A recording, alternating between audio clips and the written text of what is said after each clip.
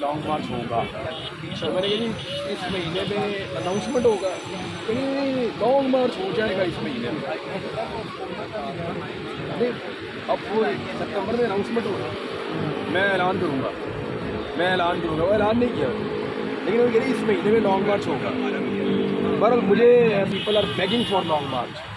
Sir आपने बताया नहीं इसका फ़ायदा कौन उठाएगा? हाँ, इस हुकूमत में नहीं, government is begging for long march, और गवर्नमेंट के जो फैसिलिटेटर्स हैं वो भी बेचारे मांग रहे हैं। सर फ़ायदा तो कोई और उठा लेगा, ऐलान नहीं कर रहे और मुद्दा किसी तरह इमरान खान के इस वक्त मैं आपको बताता हूँ, स्टीव हांक का मैंने रात को वो पढ़ा, उसका आर्टिकल वो लिखता है, और ये अमेरिकन में बड़ा ज़बरदस्त इकोनॉमिस्ट है, साउथ एशिया के जितने भी आपके अफेयर हैं उनको वो देखता है। मैं रात को से देख रहा था, और ब्लूमबर्ग की भी आप रिपोर्ट देखें और बाकी सारी रिपोर्टें अगर आप इकट्ठी करें तो पाकिस्तान 81% डिफ़ॉल्ट के करीब है। जो आपका था श्रीलंका वो 61% पे डिफ़ॉल्ट कर गया था, और पाकिस्तान 81% पे है। रात को स्टीव ये कह रहा था कि स्टीव की जो रिपोर्ट है वो ये कह रही थी कि मैं बिल्कुल हैरान नहीं होऊंगा कि शहबाज शरीफ इस डूबते हुए जहाज़ को अब नहीं बचा सकता, या वो नाकाम हो गया है। और पाकिस्तान बिल्कुल उसने जो वर्ड लिखा ना, वो वर्ड टू वर्ड ये था कि on the blink of the default. Pakistan बिल्कुल एक किनारे के ऊपर आकर खड़ा हुआ है, किसी वक्त भी पाकिस्तान डिफ़ॉल्ट कर सकता है, खुदा न खास्ता। और उसने कहा ये उसके लिए कोई हैरानकुन बात नहीं है। और लेकिन उसने जो पैरामीटर बताया ना वो बड़ा खौफनाक है। आपके जो होते हैं ना बॉन्ड्स, ये जो सॉवरेन बॉन्ड्स आपके होते हैं ना, ये एक्चुअली आपकी वैल्यू होती है। जब आपकी वैल्यू गिरती जाती है तो आप डिफ़ॉल्ट के करीब जाते हैं। ये $110 के आसपास भी रहा इमरान खान के दौर में, साल पहले की बात है। जब ये तरीके तो एतमाद आई है, ये तब भी 100 के आसपास था, 100 से ऊपर था बाद, और एकदम जब तरीके तो एतमाद आई है तो ये 70 को आगे टच किया था। तो हमें लगा था कि ये बहुत ज़्यादा पाकिस्तान के जो बॉन्ड्स हैं वो नीचे चले गए तो पाकिस्तान को नुकसान होगा। तो अभी ये 40 से नीचे है, 35, और ये 60% का डिप लगा है with in this time period, regime change के बाद। हाँ, और ये सबसे बड़ा पैरामीटर करार दिया जाता है कि कोई कंट्री डिफ़ॉल्ट की तरफ जा रही हो, खुदा न खास्ता। इनके पास आखिरी उम्मीद ये थी कि इसाक डार साहब जाएँ और जाकर IMF से कोई रीनेगोशिएट कर लें। लेकिन डार साहब का स्टेटमेंट अगर आप देखें, जो मुझे अभी हारस बता रहे थे रस्ते में, मैं क्योंकि ट्रैवल कर रहा था, तो डार साहब का ये स्टेटमेंट आया कि IMF के साथ हमने बातचीत मुकम्मल कर ली है, बस और कोई बातचीत नहीं है। तो अब जो म्यूचुअल मुख्तलिफ मुल्कों के साथ जो आपकी है वो लेन देन के मामला हैं, उन्हीं को आपने अब रीनेगोशिएट करना है। यानी आप फिर सऊदी अरब के पास जाएंगे, फिर बाकी मुल्कों के पास जाएंगे, उन्हें कहेंगे डिफ़ॉल्ट करने वाले बचा लें आप हमें। यही ऑप्शन बच गया है। दूसरा, मेरे ऑफिस में कल एक, बल्कि ऑफिस में नहीं, बाहर थे, हाँ मुझे याद आ गया, कहीं और मैं मिला हूँ एक साहब से, और वो बहुत सीनियर आदमी है और उसकी बहुत दूर तक रसाई है। पॉलिटिकल?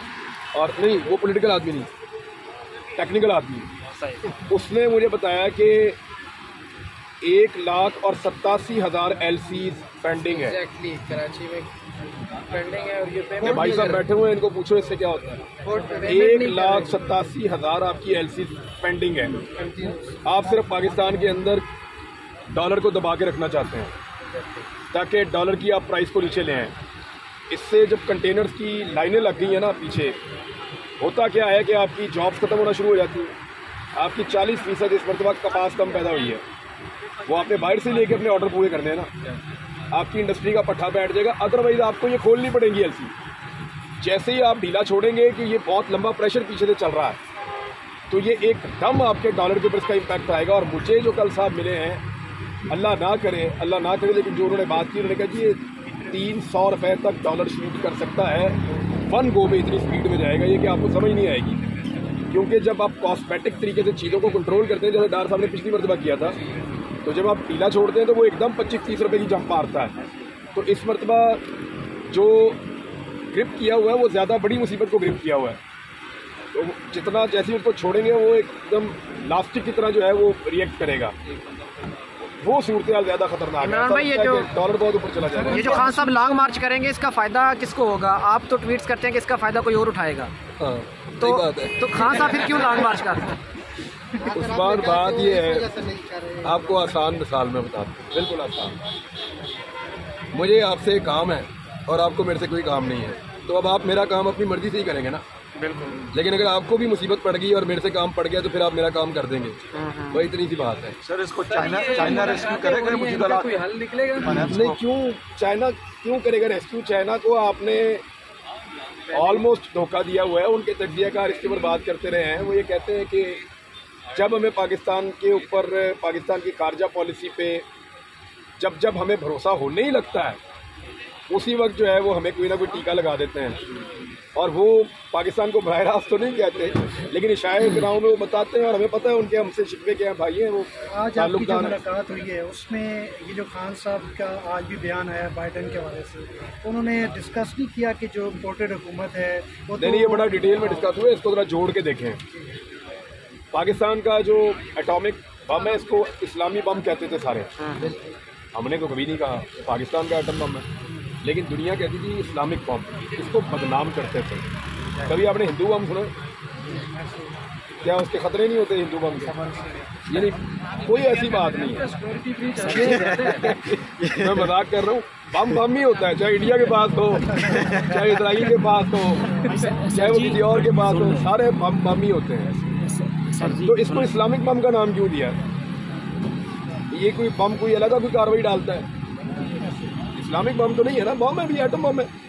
लेकिन एक्चुअली उसको बैड नेम देने की कोशिश की गई है कि ये मुसलमानों का है तो ये बड़े एक्सट्रीमिस्ट हैं, तो ये मार देंगे, तो ये करेंगे, वो करेंगे। हमने तो कभी नहीं कहा कि क्रिश्चियन बम है, जो हमने कभी नहीं कहा। तो ज्यूज का भी बम नहीं है। अब इसको जरा आप समझें कि आपकी एटॉमिक कैपेसिटी या कैपेबिलिटी जो है वो दुनिया को पसंद नहीं है। 3-4 चीज़ें ऐसी हैं जो पाकिस्तान से दुनिया को हटाने का बड़ा पुराना मिशन। एक, इंडिया के साथ आप अपने तमाम मामला इंडिया की मर्जी के मुताबिक तय कर लें, पहली चीज़। उसमें वो कश्मीर भी है, सिंध के एरियाज भी हैं और बाकी भी जो उनके साथ सरहदी तनाज़ात हैं वो इंडिया के मुताबिक आप हल कर लें, तजारत के भी बाकी सब। नंबर 2, उनको चाहिए कि इसराइल के मामले के अंदर आप गुंजाइश पैदा करें और जैसे बाकी अरब मुल्क कर रहे हैं वैसे आप कर लें। नंबर 3, वो ये कहते हैं कि जब आपका इंडिया और इसराइल के साथ झगड़ा ही कोई नहीं है तो फिर आपने ये बम रख के क्या करना है? जैसे उन्होंने यूक्रेन से ले लिया वैसे आप भी छोड़ दें। तो ये उनकी ख्वाहिशात हैं। ये ख्वाहिशात तब तक पूरी नहीं होती जब तक पाकिस्तान खुद मुख्तार है। खुद मुख्तारी तब ख़त्म होती है जब आपकी इकॉनमी डेड हो जाए, जब आप खुदा न खास्ता डिफ़ॉल्ट कर दें।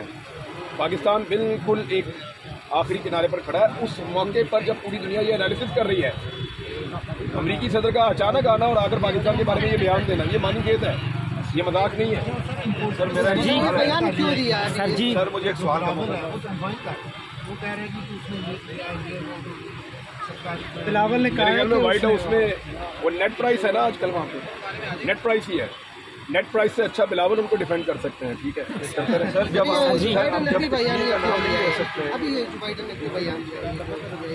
क्योंकि अभी हम बहुत करीब पहुँच गए हैं अपनी मईशत की तबाही पे।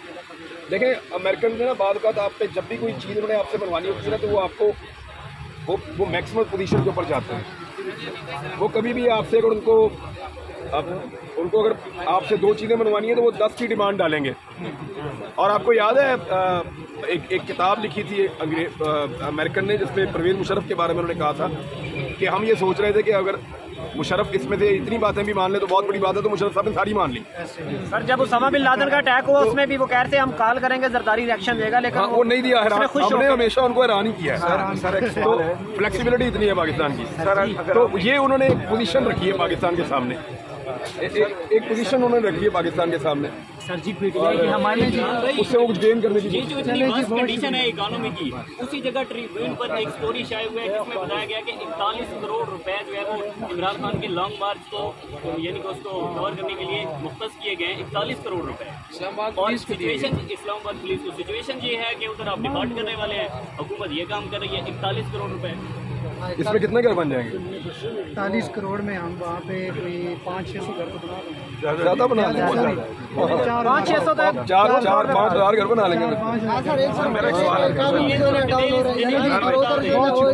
5000 घर बन जाएंगे। यानी 5000 घरों का मतलब है कितने लोग अंदर चले जाएंगे अगर 6 बंदे भी आप लगाएं तो? इमरान भाई अब 30,000 बंदे अंदर चले जाएंगे। इमरान भाई बम के हवाले से अच्छा ये अपलोड करें फिर दोबारा करते आपके हैं। आर्मी चीफ ने जब अभी काबुल में खिताब किया, कश्मीर का जिक्र ही नहीं किया, और ये सुनने में आ रहा है कि ये इस बारे में कोई अब इंडिया के साथ कश्मीर जो है ना उसका तो बम हम करेंगे क्या? तो बम हम करेंगे क्या? कश्मीर का जिक्र ना भी हो, कश्मीर हमारे दिल पे लिखा हुआ है। लेकिन सर सर जी हमारे एक छोटा सा होप था पीटीआई का, सर जी पीटीआई ने इंशाल्लाह चांसेस है कि नहीं? क्या जी, चलें जी, खत्म हो गया। पॉलिटिकल पार्टी बंदों को आने दें भाई। अच्छा